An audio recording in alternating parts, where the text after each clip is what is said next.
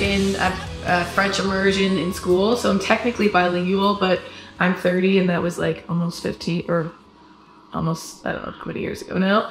And none of my family speaks French, so as soon as I was done with school, it was kind of like when we traveled to Paris quite a bit in the last year, so I definitely get to use it then. But around my friends and family, not many of them speak French, so it kind of gets lost. But yeah, and you opened up for kids. Yes. In France. Yes. Sounds crazy, eh? It was a lot of fun, yeah. It was really fun. And it's cool to be able to go, you know, to France and speak French to the audience. I mean, I probably sound terrible, but it goes a long way there. Like, even just attempting to speak it, it's like, it's really like a courtesy cultural thing. It goes a long way. So, you know, it's a plus. So we were lucky enough to see your VIP thing, which was really cool. I didn't even know about it. Yeah. The day full of surprises. Yeah, great day. Brought my pajamas. Yeah, right. we're gonna be leaving and it's like, okay, good night. Anyway, so yeah, so the VIP thing where you right. So you did 2 covers. Yes. Then you did a song that I've never heard before called Diner. Yes. Okay, so I spoke with Lily before, and I had this realization today, a couple of days ago. I listened to his music and I listen to your music, and usually I don't do that if I'm going to interview someone. I just, you know, concentrate on the specific person that I'm going to interview. So what I noticed was, and I just reconfirmed my suspicions, were that men write songs about saving women, I'll take care of you, and I'll protect you. And women write songs that are like, I'm leaving your ass, I'm packing my bags. I'm ruined my life, I don't want to see you again. We're vengeful. We're spiteful. No, I'm just kidding. I love the diner stuff, but did you ever think about that or not really? I've never actually thought about that. It's funny because it's true. I mean, you don't hear a lot of men, like calling out women. Yeah, not at all. Really. No. But maybe it's because they're the ones that usually do all the cheating and lying, and we just get to deal with it. I don't actually hate men. Only a few. Because Billy's songs are all about, you know, save you and protect you and take care of you. And not just like your songs. A lot of women's songs are like Beyonce, the whole Lemonade album. Yes. Is like, yeah. Anyway. But yeah. I mean, I think it's also what inspires you. I mean, for me, songs, when I write songs and they come from pure emotion, I write my best songs when I'm upset. I don't write great songs when I'm happy. It's kind of shitty. Because I would love people to be happy all the time, but people have to piss you off to give them hit. I don't know, there's something that just like burns, that emotion that burns inside of you when your heart's broken or when you're upset. Find out. Yeah, and I actually do find that in my life, I will put myself into positions, into bad position to knowing that it's going to create good music. Like, I'll stay in a bad relationship longer than I should because I'm getting good stuff for the film. Which is terrible. I hate your ass, but you'll be on the next album. Yeah. It's the Taylor Swift syndrome. Yes, honestly. Like, I mean, Donovan Woods has a great lyric, and it's, by the time I get inspired, it's a sad soul. And that is so true. It's so true. I don't write them any happy. I think I write some happy songs, but your lyrics are really powerful. Thank you. I can't think of. I have notes, but I left my paper on the other side of the couch. Well, Off the Rails and Best Boy. I mean, they're just very. I don't say aggressive, but they're very powerful. I'm an aggressive human. Not like a physically aggressive. Well, actually, when I get drunk, I punch a lot, and not in like a mean way. I'll like excited like punch somebody and I'm like, oh no way, and then my bandmates be like, you bruised my arm last night, can you just like stop punching me? I'm like, oh right, get very punchy. But no, I think it's just like, especially as a woman in the music industry, it's like cliche as it is, it's like you have to be strong and you have to be assertive of your place, and I don't mean know your place, I mean like be assertive that I deserve a place here. You know what I mean? You have to fight harder. Yes. You have to prove yourself more. Majority of female artists, especially in rock music, country music, whatever, you really have to push harder. You have to prove yourself. And I find like even just growing up, like I was saying at the VIP thing, I grew up like bartending and, you know, working in restaurants and stuff. And as a bartender, you get a lot of people that kind of you know, there's like a lot of guys, like drunk guys trying to hit on you or stuff like that. So I just learned to be assertive from that job, because you dealing with the public, right? Like anything, it's not just guys. Like, you know, drunk people can be shitty sometimes. So you know what I mean? It really taught me to stick up for myself, which I'm glad, because now coming into this career, I don't feel bad or guilty or anything for just doing what I need to do. It's sticking up for myself. You know, we should have like a course in college or working at a bar for like a couple of months just to see what it's like out there. I truly believe that everybody on this earth should have a job in the service industry. Yeah, for because sure. people are mean to servers. Like, they take their day out on a server. Yeah. I mean, I had one guy one time, and I'm just like, I didn't make the fries, but I like brought him his food, whatever, and I come back to like, hey, how's everything? He's like, were these fries supposed to be cold? And I'm like, no, like, duh. But you know what I mean? It's like, you wouldn't talk to somebody like that in real life. So why do you think because I'm your server that you could talk down to me? Right? Like, that's just ridiculous. Yeah. It's a turnover where people are ranted. It is. It's a deal breaker for me. Absolutely. Because it's like, okay, so do you choose who you're kind to and not? Because that's a big red flag. If you're not just openly kind and you're like, thinking that some people are below you, like, absolutely not. That's your big red flag. Not only nice in front of certain people for certain reasons. Right. You're a scam. Mm-hmm. Scam. Don't feel it. Don't like it. So, yeah, we're going to repeat. So you moved to Nashville, and you're heading out there after tonight's show. Where are you going to spend some time? Tomorrow. Yeah. Mm-hmm. And, well, everyone I'm speaking to lately that's living to Nashville are talking about how great the community is there, and how there's a lot of support. Yep. So you're going to be working on new music. Yes. And I was just also thinking, so I listened to Ruthless. It came out in 2020, right?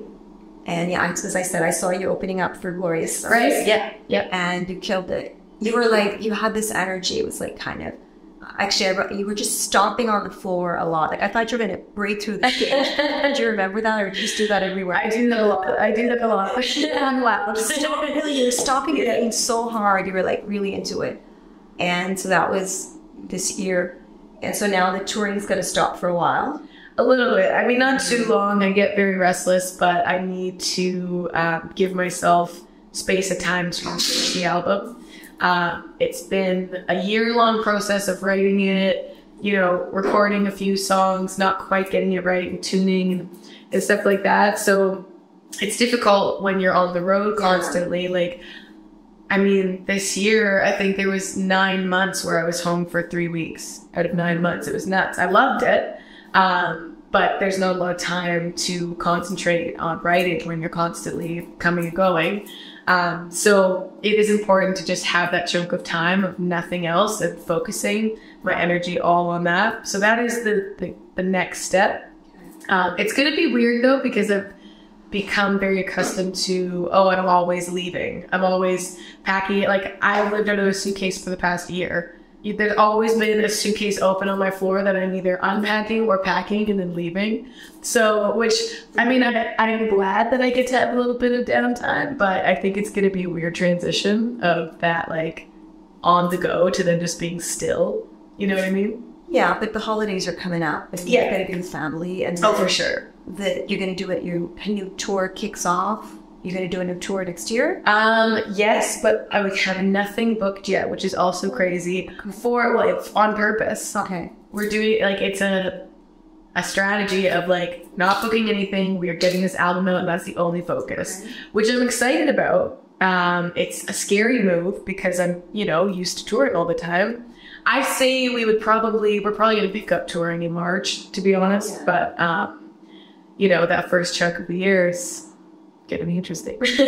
Well, you're going to be recording it in Nashville? Yes. Yeah. Okay.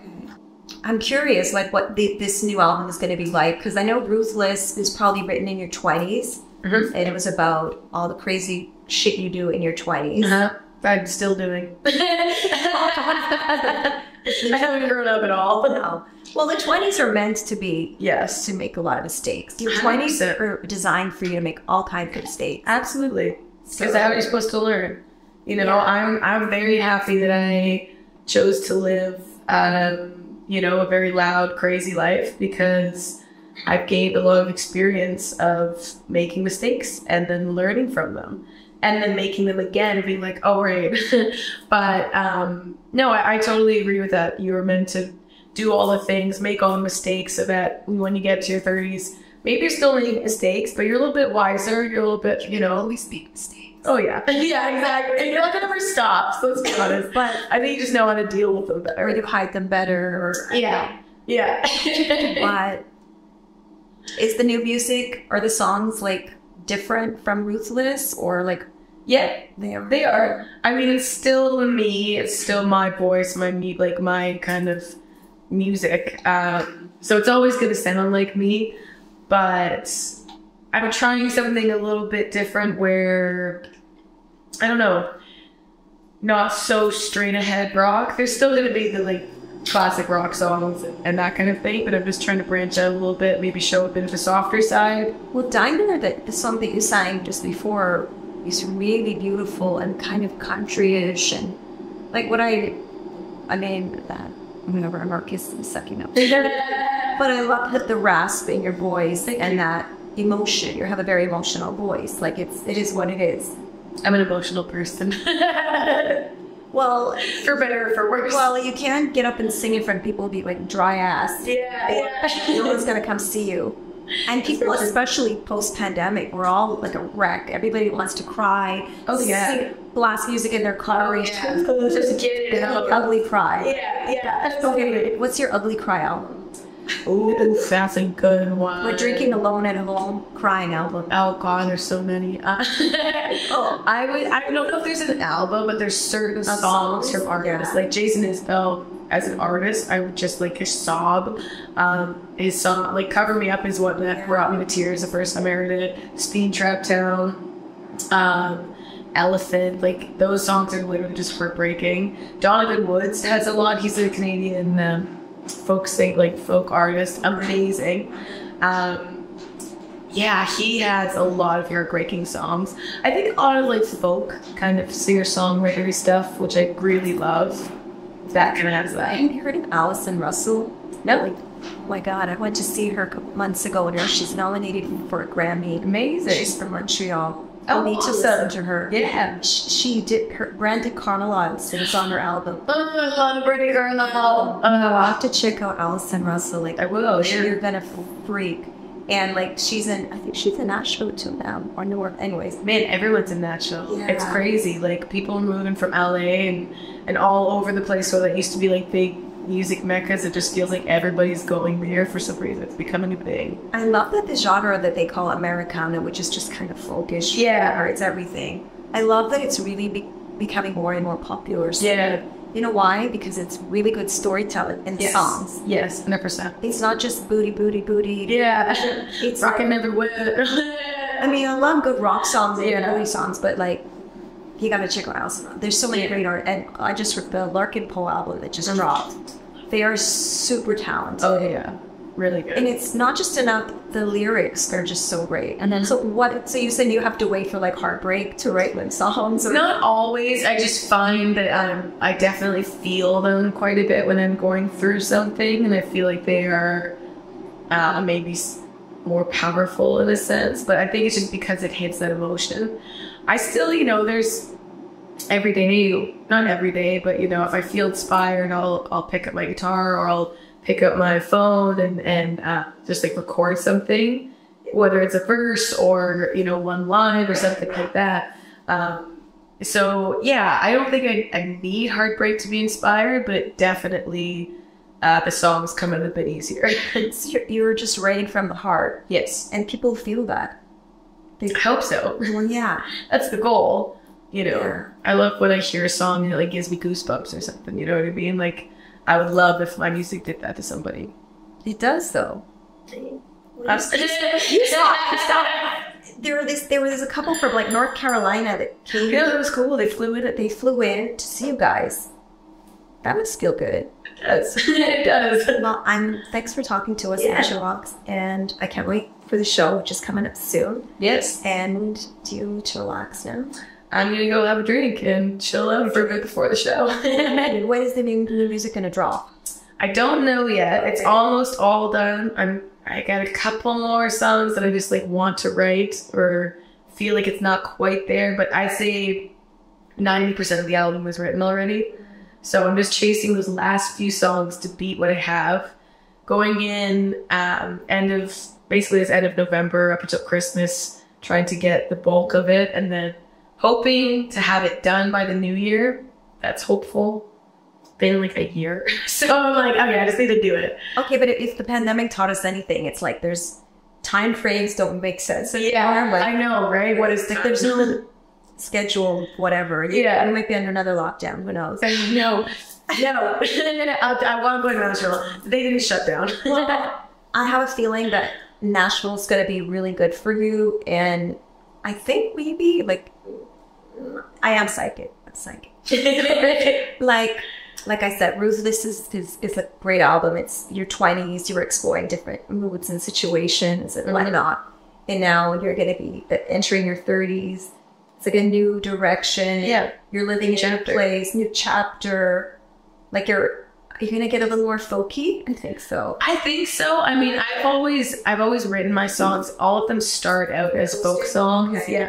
I write everything on acoustic guitar, sometimes piano, but they all kind of start out as folk songs, and then I take them and then build them into something else. But I think it will be fun having some of those. Like, I have a couple songs in my head that I've written that I want to stay acoustic. Like, I know I'm like, that's going to be the album version. Is basically the demo. You know what I mean?